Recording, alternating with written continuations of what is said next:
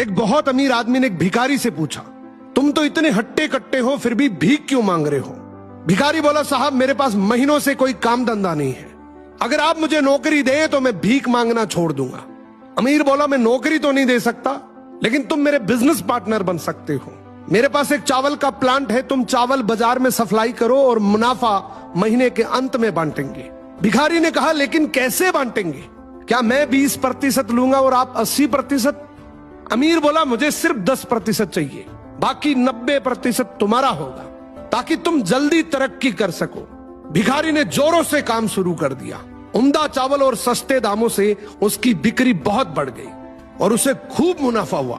लेकिन जब मुनाफा बांटने का समय आया तो भिखारी ने सोचा, सारी मेहनत तो मैंने की है, तो अब अमीर आदमी को 10% क्यों दूं?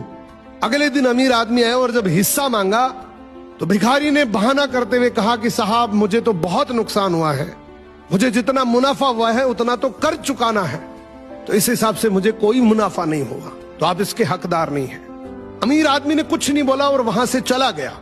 भिखारी बड़ा खुश हुआ, सोचा सारा प्रॉफिट मेरा हो गया। अब भिखारी उन पैसे से रोज मौज करे। ऐसे करते करते उसके पास से सारे पैसे खत्म हो गए। अब पैसे भी नहीं है और काम धंधा भी नहीं है, तो मजबूरन उसको फिर से भीख मांगना शुरू करना पड़ा। एक दिन वो अमीर आदमी उसके पास से गुजरा और उसको देखा, क्या ये तो फिर से भीख मांगने लग गया।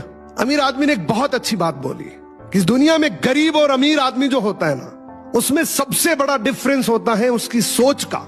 एक रिच माइंडसेट हमेशा ये सोचता है कि मुझे भी प्रॉफिट हो जाए और मेरे साथ जो काम कर रहे हैं उनको भी प्रॉफिट हो जाए, लेकिन एक पुअर माइंडसेट हमेशा ये सोचता है कि जो भी प्रॉफिट हो सिर्फ मुझे ही हो।